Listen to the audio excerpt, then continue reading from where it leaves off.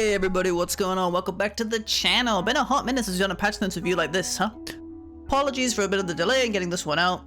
Obviously there was the big Riot mix-up and it kind of threw everything off because normally I record them like ahead of time. I don't have to like wait for them to be released, but then we didn't really know when they came out, and then, you know, I was doing like the schedule changes and all this kind of stuff. So basically it just kind of ended up not really working out properly, but either way, here I am now with the patch notes review for Wild Rift 2.4a. These Sentinels have saved Runeterra from ruination. Celebrate with Poros. See if you have what it takes to fly with the fluff as they arrive with balance changes in patch 2.4a. And some other stuff up here that I didn't read. I'm a little bit familiar with this patch. Obviously been playing on it for a few days now, so I guess I can give a bit more informed opinions as opposed to it being a bit more vague. Do definitely have some solid takes. New champion, Thresh. Thresh's been pretty interesting. Seems to be a little bit underpowered, but maybe he'll get some buffs or something. I'm not really sure. I feel like it's a champion that just takes like a lot of practice and skill, and people just aren't really familiar with it yet. The lantern button's definitely a bit weird, but I think it's a cool addition, and probably, you know, next season we'll just have like 10 Thresh one tricks in Challenger as like all the support mains in Challenger. Like, you know how it is. Skins. Pulsefire Thresh came with Thresh, and then Darkstar Kha'Zix and Varus. Been out for a little bit now, about a day. It seemed pretty cool. I saw Darkstar Varus. It looks pretty neat, the spell effects. Accessories. Flying off the handle and the mini boss icon. That's a pretty cool one. I dig it. I'd use it. Events. Join the fluff deal. This has been this Poro event going on. Just gets you some blue motes, you know, nothing crazy, but better than nothing, eh? Champion changes. Alright, here we go. The meat and potatoes. So Akshan, our rogue sentinel is struggling quite a bit, so we're giving him a large dose of love to help him find his footing in Wild Rift. So 0.9 AD base attack growth, pretty substantial, you know, it's like 20 AD, not quite 20. Actually, I'm thinking 18, but it's 15 anyway, right? So it's you know, it's like 12, 13 AD max rank. Basically a free longsword, so 400 or 500 gold of stats, pretty nice. A little bit of extra base mana regen going up, starting bonus attack speed going up. This feels pretty nice. Definitely makes him a bit smoother in the early game. More scaling move speed on his passive is really cool for team fighting. Lets you be a lot more mobile. It's pretty nice to have.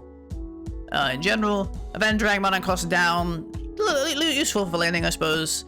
And then come up and cooldown reduced, and also you can now execute minions with the ultimate. I assume this means like the same execute as the ultimate itself, so when you use it on an enemy champion, if the minions are low and they're in the way, it would kill the minions faster. So that's kind of nice, a little bit of quality of life. Maybe it would get you a kill that you wouldn't get normally. Cooldown reduction is pretty nice, especially in the early game. Let you get a little bit more usage out of it, especially when it's a bit more relevant. I think it's more of like a 5 to 9 ult. Maybe find a couple of skirmishes in the jungle or the river where you can get a good ult off. But now those would be a bit, you know, a bit more often. Annie's been heating up the mid lane, so reducing her early game power to let her opponents cool off a bit. I guess it's just win rate based, definitely not heating up the mid lane in my games, but slight health nerf and then mana cost and incinerate. Overall, not really too substantial. Changes wise, I guess maybe her win rate's a bit too high in certain elo ranges. Not really sure about the motivation behind that one. But it's Crank. It's grab doesn't instill the terror that it should, and it's too easy to survive, even if it's well executed. We're increasing the damage of rocket grab, so it feels more rewarding to catch stray enemies. A little bit of extra damage on Blitz's hook. Not really a big deal. Maybe nice for lane phase. Overall, champion's just a bit of a weird champ, you know, if you will. Hard to really buff him in ways that don't make him too strong. Because the thing about Blitzcrank, guys, is he's really feast or famine, and you don't want him to be consistent, because then he's like a consistent champ that has like this huge hook win condition that just wins the game, and you don't really want that. So it's hard to like buff him with the way that he is right now, because yeah, he's so focused around the grab that if he's strong without the grab, he's too strong, and then otherwise he's just really inconsistent and not great. So it's just kind of a hard champ to balance. Camille's a bit too powerful, particularly in high level play, so we're making her more vulnerable in the early game and reducing the frequency at which she's able to lock down targets. Hookshot stun duration reduced, and the cooldown on Hextech Ultimatum increased. The big thing about this one is, because it's now 0.75 seconds, that's actually the arming time of Hextech Ultimatum. So now, without any tenacity, you can always Zondia Hextech Ultimatum, even if she instantly casts it when you're stunned. Normally, Camille could like stun someone with Hookshot, cast Hextech Ultimatum immediately, and that person, if they didn't have tenacity, would always get, you know, caught in the ult before they could Zondias. That's not true anymore, so there's a little bit more counterplay to that kind of engage combo. But overall, I think the bigger change is the Increased cooldown on Hextech Ultimatum, just kind of limiting how often she can get those aggressive all-ins. Corki, Daring Bombardier is overperforming in the Dragon lane, so we're toning down his survivability to open up a more meaningful weakness, a little bit less armor per level, and cooldown reduced on Valkyrie, or increased, sorry, by 2 seconds. At all ranks, not really very substantial. I guess the armor reduction, yeah, will be a little bit relevant in Dragon lane, but I think mid lane Corki is honestly also really good right now, and this didn't really affect him at all. 2 seconds on Valkyrie maybe opens up like 1 or 2 more windows a game where he's more punishable, but it's very rarely going to be substantial. You know, generally Valkyrie is often used aggressively, to be honest, because it's so hard to walk into Corki a lot of the time, and he's always playing pretty safe and just trying to like poke you out, and then you have to walk into him, and then he just shreds you, and then Valkyrie is just kept off cooldown a lot of the time, to be honest. So I don't think these changes will really affect Corki at all. Dr. Mundo. The Doctor's been performing well in the jungle, but struggling in the Baron lane. We're giving him a small boost to let him go where he pleases. 40 base HP, some base health regen, health cost reduction on infected cleaver by 15 at all ranks, and sadism increased by 10% at all ranks. Kind of nice quality of life changes, but I don't know. It seems strange to like make these big changes when supposedly his rework should be coming kind of soon, right? He did get the rework on PC, and we're kind of expecting it to come to Wild Rift. I think they said it got delayed or something, but you'd think we'd get it soon. So I guess maybe they'll make him a bit more relevant in Baron lane as they suggest, but overall, we're probably just waiting for the Mundo rework before anybody's jumping on him too heavily. Fizz. We're reeling Fizz back in after his recent quality of life changes and buffs brought him too far into the deep end of power, particularly in the jungle. Monster ratio reduced to 120, so it's 200, and then like 100, and then 150. I guess it was 100, then 200, then 150, now 120. Or did they lower it back to 100? I don't know. Either way, he's been nerfed again. They can't make their minds up. Playful Trickster cooldown increased by 0.5 seconds at all ranks. Honestly, this is a weird cooldown anyway. So this almost feels like normalizing to me more than anything. Why is his cooldowns at 0.5s? That's so strange. And then Chum the Waters, 15, 10, 5 seconds. So a bit of a nerf to Fizz's early game for sure, especially his early ults will now be more spaced, giving him less kill opportunities in the early game, because normally he does rely on that ult to actually have enough damage to kill somebody. Yeah, I mean, I liked the idea of Jungle Fizz. I think it's pretty cool, but I guess it's just performing too well in solo queue, across the board. Honestly, I don't see it too often in, like, you know, Master Plus, and when I do, it doesn't seem like game-breaking, even before these nerfs. I wouldn't say the champion was insanely busted or anything. It's pretty interesting from the jungle, and it's kind of annoying to play against, but it's kind of the nature of Fizz in general, as opposed to him being too strong. Yeah, I don't know, it kind of sucks that they can't seem to make this work, because I thought Jungle Fizz was like a really cool idea, and it would be like a meta AP jungler, which the game does desperately need. But yeah, I guess it's just hard for them to make it work in all skill brackets. Graves. Graves is benefiting too much from the recent item changes. It requires a small tap down to adjust for his newfound arsenal. The reverse action, 0.9, reduced on his base attack damage growth. Quite substantial for his early game, to be honest, maybe, like, probably not too much. I mean, it's mostly, yeah, again, like a long sword's worth of stats at max level that you're missing out on, so nothing too crazy, but probably noticeable in certain combos. Jax. Jax has been performing well in the jungle, but has yet to find his place in the Baron lane. We're shifting around his power and adding a new mechanic to Counter-Strike, so the Grandmaster at Arms can thrive in the Baron lane and better survive teamfights. So they're lowering his base attack speed by 10%, but in return, they're increasing the max stacks of Relentless Assault to 10, and you also now get 2 stacks when hitting enemy champions on minions. And they rebalance the stacks from, you know, the 8 stacks to 10 stacks. 11.4, so you actually get 114% attack speed at max stacks at max rank. So it's pretty substantial. Like, it's a lot of attack speed. So he's really, really good at scaling now. Obviously that scales throughout, but you know, you can just multiply all these numbers by 10 to kind of get how much attack speed you'll have. So, you know, by level 8, 9, you're getting 78% attack speed at max stacks. That's like 2 items of attack speed. It's really, really substantial, actually. Especially in combination with on-hit effects like Blade or Wit's End or these kind of things, you know. And he now also takes 25% reduced damage from champions during his defensive stance. So when he's spinning the staff, he's taking reduced damage from all sources, and he's not just dodging attacks. Really substantial. I think Jax is really cool. As like a laner now, like much better in the Baron lane. Don't think he's like S tier or anything. He's definitely better. But he could definitely play the Baron lane pretty consistently. bit of a niche buff maybe to like mid lane jacks in some weird matchups, especially melee ones. And also jungle jacks does actually like this counter strike buff a lot, even if he does lose some attack speed due to the base attack speed nerfs and the way the stacks don't stack as fast in the jungle. You have to get more stacks in the jungle now. It won't be too substantial, and jungle jacks is probably a bit more playable. I think the counter strike change is really big and definitely makes his team fighting a lot easier. Lucian. Lucian is overperforming in multiple lanes and scaling too well, so these changes tone down his overall scaling and make him a bit easier to catch when he's playing aggressively. So +6 base AD, -2 or 1.9 base attack damage per level. This is like 25 AD, man. Like, holy moly. Like, this is a massive nerf. -0.4 like Corki and +1 second of Relentless Pursuit. Honestly, I'd say these changes are much more brutal than the ones on Corki. Both of them are getting punished by item nerfs that we'll go over in a little bit, but I think Lucian feels a lot weaker this patch compared to the previous patch. And it kind of sucks. I really enjoy playing Lucian, but these nerfs in combination with the nerfs to all of his core items are really brutal, and I think the champion got a lot weaker. Just kind of unfortunate. Master Yi. Master Yi's been struggling to keep his footing in the jungle, so we're giving him a handful of buffs to allow him to participate in skirmishes more frequently and scale into the late game more effectively. +0.4 armor per level, bonus damage to monsters with Alpha Strike. Wuju style gets a pretty substantial buff here, +7 at rank 1 and then +16 at rank 4 on the true damage, so that's pretty big. Highlander cooldown reduced and movement speed increased. It's so weird to me that like nerf Annie and buff Master Yi in the same patch, because those champions are just like the same in my brain. It's just like low elo pub stompers, but I don't know. I guess Master Yi is struggling and Annie isn't, so that'll do it. Pretty big buffs to Yi, but probably not relevant for most of the player base, I'd imagine. Kind of sucks for those of you who do struggle with Yi.